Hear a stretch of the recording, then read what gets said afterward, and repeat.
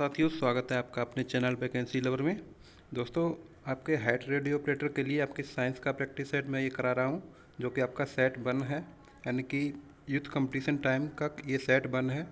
और दोस्तों, कुछ साथी बोल रहे थे कि सर आप अरविंद प्रकाशन का कराइए या फिर विद्या प्रकाशन का कराइए। तो दोस्तों, इसमें टोटल 10 सेट हैं, ठीक है दोस्तों। तो 10 सेट जैसे ही कंप्लीट होते हैं उसके बाद मैं अरविंद प्रकाशन का भी करवाऊंगा, एंड देन आपके जो भी अन्य प्रकाशन रहेंगे उनका भी सेट में कराऊंगा, क्योंकि दोस्तों अभी समय है आपके पास 30 से 40 दिन का, जिसमें कि सारे सेट मतलब जो भी प्रैक्टिस सेट मार्केट में है सारे के सारे कवर हो जाएंगे। तो दोस्तों इस बारे में निश्चिंत रहिए। अब स्टार्ट करते हैं आपका प्रैक्टिस सेट। और दोस्तों, लास्ट में कमेंट करके बताना आपके कितने क्वेश्चन सही बनते हैं, ठीक है दोस्तों। और इसका पीडीएफ हम अपने टेलीग्राम चैनल पर डाल देंगे, आप वहाँ से देख लेना। और सबसे पहले देख लेते हैं कि आपका सिलेबस क्या है आखिर। दोस्तों, अगर आपने हेड रेडियो ऑपरेटर के लिए फिल किया है तो दोस्तों आपके टोटल 9 चैप्टर आपको पढ़ने हैं, जिसमें कि आपका पहला हो गया इकाइयाँ, मापन एवं आयाम, दूसरा सदिश एवं अदिश राशियाँ, तीसरा बल व गति के नियम, चौथा कार्य, ऊर्जा एवं शक्ति, और एंड 5वां चैप्टर आपका घूर्णन गति, और चौथा ग्रहों एवं उपग्रहों की गति, जो कि आपके 12th लेवल मतलब ये जो भी क्वेश्चन यहाँ से डिजाइन होंगे वो दोस्तों आपके 12th लेवल से ही होंगे, ठीक है दोस्तों। आप हाई स्कूल के लेवल से मत तैयारी करना। एंड आपका वैद्युत रासायनिकी हो गया, ये दोस्तों थोड़ा आपका केमिस्ट्री में जाता है चैप्टर। और आपके कार्बनिक यौगिक, पॉलीमर और प्लास्टिक से आपके क्वेश्चन आते हैं, क्योंकि दोस्तों आपने अगर यूपीएसआई का एग्ज़ाम दिया हो तो वहाँ भी पॉलीमर से क्वेश्चन आया था। मतलब हर सेट में लगभग एक दो क्वेश्चन देखने को मिल रहा था।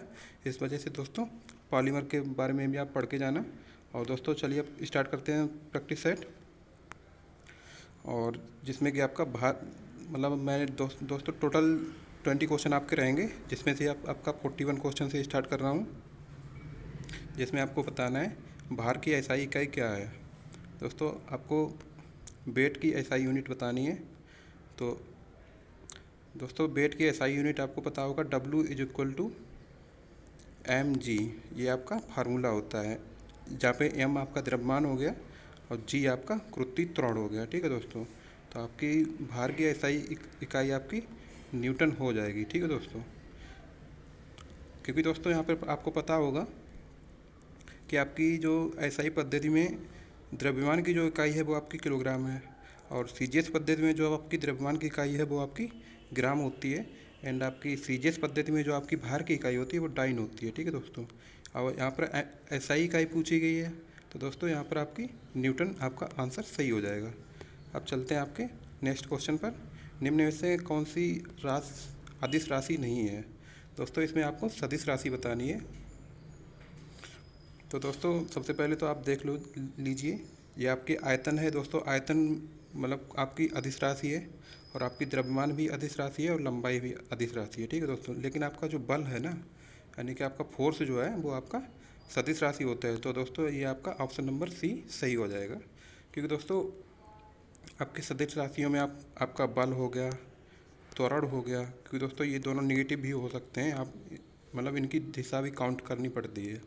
और आपका वेग हो गया और विस्थापन हो गया, ये आपकी सदिश राशियाँ होती हैं, ठीक है दोस्तों। अब चलते हैं 43 नंबर क्वेश्चन पर। गैलन बताना है आपको, गैलन किसके लिए यूज किया जाता है। दोस्तों गैलन जो आपका होता है वो दोस्तों आपकी आयतन की माप के लिए यूज होता है, ठीक है दोस्तों। इसमें आपका ऑप्शन नंबर सी सही है। और एक गैलन = 3.785 लीटर होते हैं। तो दोस्तों ये चीज़ आपको ध्यान रखनी है, पेपर में आ सकती है, ये बहुत ही इंपॉर्टेंट चीज़ है, ठीक है। अब चलते हैं 44 नंबर क्वेश्चन पर। कुछ राशियों के भौतिक गुण को दर्शाने के लिए उनके परिमाण के साथ दिशा भी निर्दिष्ट की जाती है। इस प्रकार की भौतिक राशि को क्या कहते हैं। दोस्तों आपको मतलब चुटकियों में इस तरह के आंसर दे सकते हैं, ये आपका सदिश राशि हो जाएगा। मतलब यहाँ पर आपकी परिमाण और दिशा दोनों काउंट की जाती है। अब चलते हैं 45 नंबर क्वेश्चन पर, और देखते हैं इसमें क्या दिया गया। संवेग की आपकी इकाई पूछी गई। तो दोस्तों आपने एक फार्मूला पढ़ा होगा, संवेग यानी कि P = m/b, ठीक है दोस्तों। m यहाँ पे आपका द्रव्यमान है जो कि आपका किलोग्राम में काउंट होता है, और b आपका वेग है जो कि मीटर पर सेकेंड में काउंट होता है। तो दोस्तों आप यहाँ से आप इजीली आप अपनी बीमा निकाल सकते हैं। यहाँ पर आपकी इकाई ही पूछी गई, तो दोस्तों कोई दिक्कत वाली बात नहीं है। दोस्तों आपका ऑप्शन नंबर बी सही हो जाएगा, यानी कि आपका किलोग्राम इंटू मीटर पर सेकेंड आपका आंसर सही है।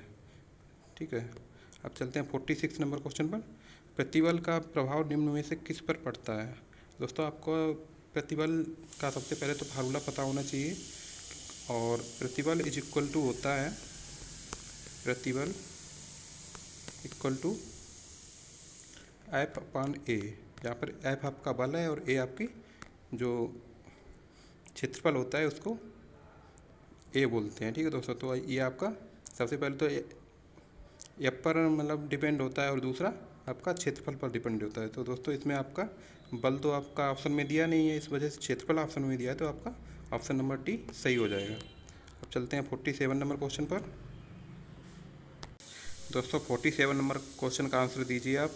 मुक्त रूप से गति करने में सक्षम 10 किलोग्राम द्रव्यमान के एक निकाय वस्तु पर जब 10 न्यूटन का बल लगाया जाता है तो कौन सा कथन लागू होगा?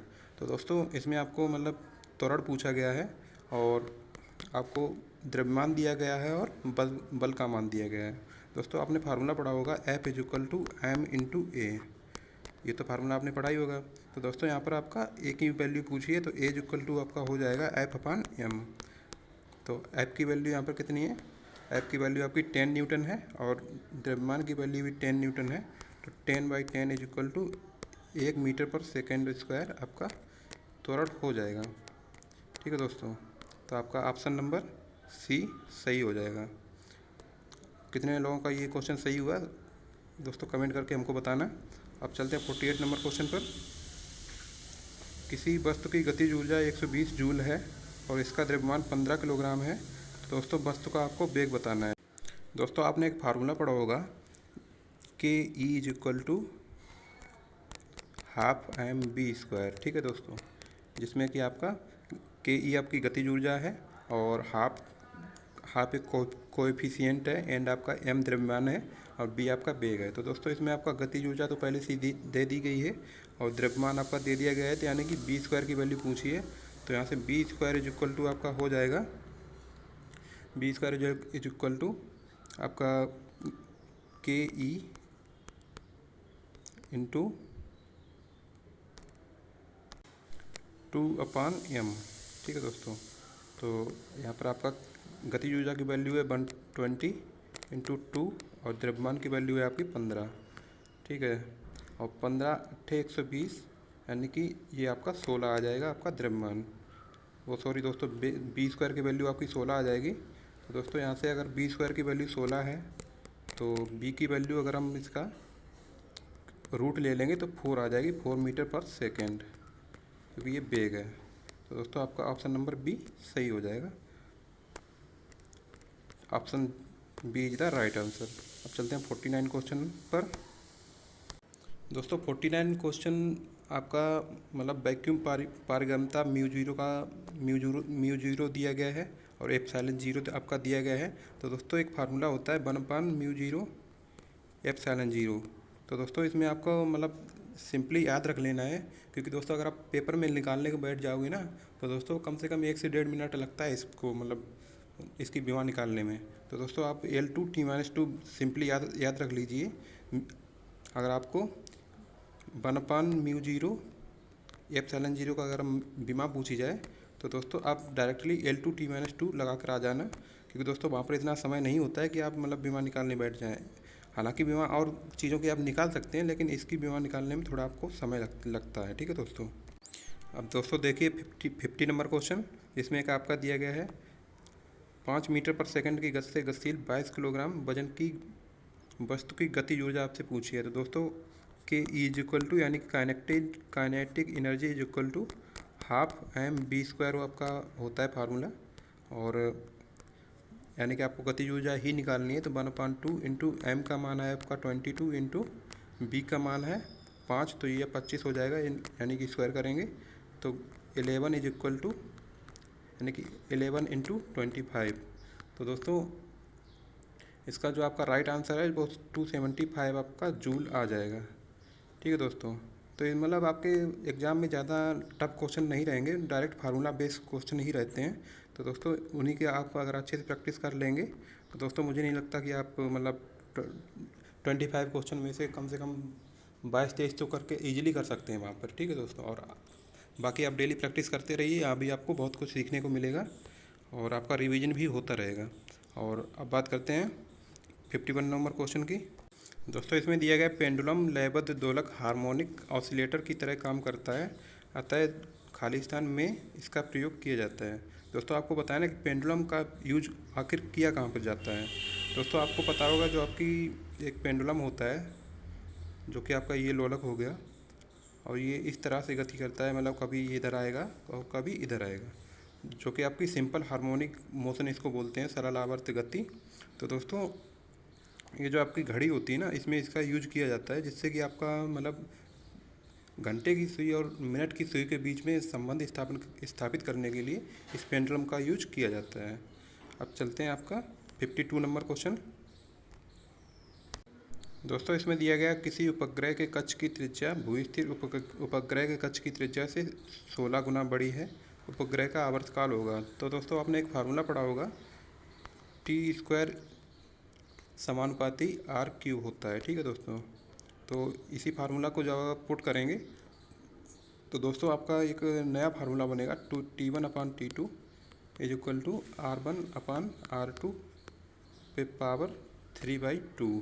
दोस्तों इसमें जब आप वैल्यू रखेंगे दोस्तों आपको मान मिल जाएगा। और दोस्तों आपको बता देते हैं कि आपकी अगली स्टेप क्या बनेगी। तो दोस्तों आपकी एक जो स्टेप बनेगी वो कुछ इस तरह से बनेगी, 1/T2 इज इक्वल टू 1/4 पे स्क्वायर पे पावर 3/2। तो दोस्तों आपकी T2 की वैल्यू आपकी 64 दिन आ जाएगी। ठीक है दोस्तों, क्योंकि आप अगर कॉपी पेन में सॉल्व करेंगे तो अच्छे से आपको समझ में आएगा। तो दोस्तों आपको ऑप्शन नंबर डी आपका सही हो जाएगा, 64 दिन। अब चलते हैं 53 नंबर क्वेश्चन पर। पानी से हाइड्रोजन को अलग करने की प्रक्रिया को क्या कहा जाता है। दोस्तों पानी से हाइड्रोजन तथा ऑक्सीजन को कुछ भी अलग करना हो तो उस विधि को विद्युत विघटन विधि कहते हैं। और इस विधि का उपयोग जो है औद्योगिक क्षेत्रों में किया जाता है। जब जल से होकर विद्युत धारा प्रवाहित की जाती है तो जल के अणुओं का विघटन हो जाता है। ठीक है दोस्तों, तो यानी कि आपका विद्युत विघटन विधि इसको कहते हैं, पानी से हाइड्रोजन को अलग करने के लिए। अब चलते हैं 54 नंबर क्वेश्चन पर। एल्केन संतृप्त हाइड्रोकार्बन होते हैं जिनमें 2 कार्बन परमाणुओं के बीच एकल बंध पाया जाता है, जिनका सामान्य सूत्र क्या होता है। यानी कि आपको एल्केन का सामान्य सूत्र बताना है क्या होता है। तो दोस्तों आपको बता दें कि आपका एल्केन का सामान्य सूत्र होता है CnH2n+2, और जिसमें कि आपकी मेथेन आ जाती है और एथेन आ जाती है, प्रोपेन ब्यूटेन वगैरह ये आपका एल्केन में ही आते हैं। अब बात करते हैं आपके बेकेलाइट की। तो दोस्तों आपको बताना है कि बेकेलाइट आखिर होता क्या है। तो दोस्तों बेकेलाइट आपका रोधक इंसुलेटर की भांति काम करता है, और बेकेलाइट एक प्रकार का प्लास्टिक ही है जिसका उपयोग कुचालक या इंसुलेटर पदार्थ के रूप में किया जाता है। यह एक प्रकार के अचालक पदार्थ का कार्य करता है, यानी कि ये आपका नॉन कंडक्टिव मटेरियल होता है बेकेलाइट। अब बात करते हैं आपकी 56 नंबर क्वेश्चन की। निम्न में से किस में केवल परिमाण होता है, दिशा नहीं होती है। दोस्तों आपको बताना है, यानी कि इसमें आपको अदिश राशि बतानी है। तो दोस्तों इसमें आपका संवेग, विस्थापन, बल और कार्य, क्योंकि दोस्तों इसमें आपको विस्थापन जब भी काउंट करेंगे दिशा काउंट करते हैं, और आपकी कार्य को जब भी काउंट करेंगे तो दोस्तों इसमें आपकी दिशा काउंट नहीं होती है, मतलब दिशा काउंट नहीं करते हैं। और संवेग को जब भी काउंट करेंगे दिशा काउंट करते हैं, और बल में भी दिशा काउंट करते हैं। दोस्तों आपका ऑप्शन नंबर सी सही हो जाता है, मतलब कार्य जो है आपके अदिश राशि है। ठीक है दोस्तों, आप बात करते हैं आपकी 57 नंबर क्वेश्चन की। 50 किलोग्राम द्रव्यमान का एक लड़का 45 सीढ़ियाँ 10 सेकंड में चढ़ता है, तो प्रत्येक सीढ़ी की ऊंचाई 16 सेंटीमीटर है, तो उसकी शक्ति ज्ञात कीजिए। दोस्तों ये कुछ सीढ़ियाँ हैं इस प्रकार से, मतलब ये एक सीढ़ियाँ हैं, ये एक सीढ़ी है, उसके बाद ये एक सीढ़ी है, ये एक सीढ़ी है, ये एक सीढ़ी है, ये एक सीढ़ी है, मतलब इस तरह की सीढ़ी पर कोई लड़का चढ़ता है और जिसका एम का वैल्यू दिया गया है 50 किलोग्राम और 45 सीढ़ियाँ चढ़ता है और 10 सेकंड में, और प्रत्येक सीढ़ी की ऊंचाई 16 सेंटीमीटर है।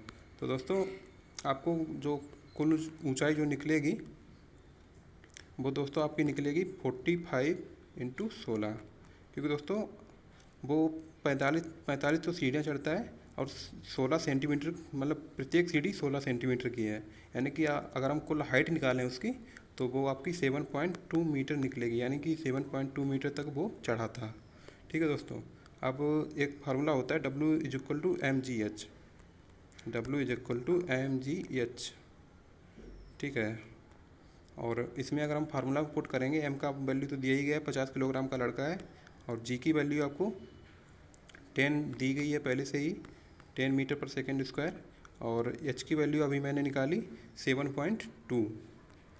तो अगर हम यहाँ पे सॉल्व करें तो दोस्तों हमारा W जो आएगा ना वो हमारा आएगा 3600 जूल।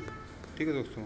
और अगर W निकाल लिया, यानी कि हमने कार्य जो निकाल लिया, तो और दोस्तों कार्य क्या होता है कि 1 सेकंड में किया गया कार्य। ठीक है दोस्तों। यानी कि शक्ति हमारी क्या होती है, यानी कि पावर हमारी होती है शक्ति बराबर कार्य बटे समय। तो कार्य मैंने अभी निकाला, कार्य हमारा निकला 3600 और समय हमारा सेकंड में कितना दिया गया यहाँ पर 10 सेकंड। तो दोस्तों हमारा 0 से 0 कैंसिल हो जाएगा, तो 360 वाट हमारी शक्ति आ जाएगी। ठीक है दोस्तों। जो भी लड़का होगा उसकी शक्ति 360 वाट होगी। ठीक है दोस्तों। अब चलते हैं 58 नंबर क्वेश्चन पर। 1 मीटर तुल्य है, यानी कि 1 मीटर कितने एंगस्ट्रॉम के बराबर होता है। तो दोस्तों ये तो चीज़ बहुत ही बच्चों वाली चीज़ है, ये तो आपको पता ही होगी, यानी कि आपका ऑप्शन नंबर ए सही हो जाएगा। 1 मीटर में 10⁻10 एंगस्ट्रॉम होते हैं। अब 59 नंबर क्वेश्चन की बात करते हैं। न्यूटन की गति का दूसरा नियम क्या है। दोस्तों न्यूटन की गति के जो दूसरा नियम है उसमें किसी वस्तु के संवेग की परिवर्तन की दर उस वस्तु पर जो बल लगता है उसके समानुपाती एवं संवेग परिवर्तन बल की दिशा में होता है। तो दोस्तों इसमें आपका ऑप्शन नंबर सी सही हो जाएगा, यानी कि बल के प्रभावों को समझने के लिए न्यूटन की गति का दूसरा नियम यूज करते हैं।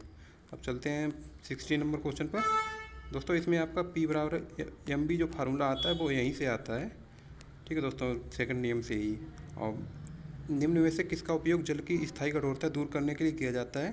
दोस्तों आपको बताना है कि जल की स्थायी कठोरता को दूर करने के लिए किसका यूज किया जाता है। पहला ऑप्शन फिटकरी, दूसरा बेकिंग सोडा, तीसरा ब्लीचिंग पाउडर और चौथा धावन सोडा। तो दोस्तों आपका बेकिंग सोडा जो होता है उसका मतलब जल की स्थायी कठोरता को दूर करने के लिए यूज किया जाता है बेकिंग सोडा का। तो दोस्तों ये थे आपके टोटल 20 क्वेश्चन साइंस के। और दोस्तों कमेंट करके बताना आपके कितना स्कोर हुआ। और दोस्तों आई होप कि आपके 16 से 17 क्वेश्चन सही हुए होंगे। अगर आपके मतलब इतने क्वेश्चन सही बन रहे हैं तो दोस्तों लगे रहिए, मतलब डेली प्रैक्टिस करते रहिए। आप इनको 19 से 20 तक लाइए। ठीक है दोस्तों, क्योंकि यहाँ पर ज़्यादा टफ क्वेश्चन नहीं आते हैं, डायरेक्ट फार्मूला बेस्ड क्वेश्चन ही आते हैं, और जिसकी आप अगर प्रैक्टिस करते रहेंगे तो दोस्तों मुझे नहीं लगता कि आप 20 आउट ऑफ 20 क्वेश्चन करके आएंगे एग्ज़ाम में। ठीक है दोस्तों। तो धन्यवाद दोस्तों वीडियो देखने के लिए। वीडियो अगर अच्छी लगे वीडियो को लाइक करें, और चैनल पर नए चैनल को सब्सक्राइब जरूर कर लें। और बाकी अगर आप असिस्टेंट रेडियो ऑपरेटर की तैयारी कर रहे हैं तो दोस्तों हमारे चैनल को टेलीग्राम चैनल पर जुड़ जाना, वहाँ पर मैंने PDF डाल रखी है। ठीक है दोस्तों।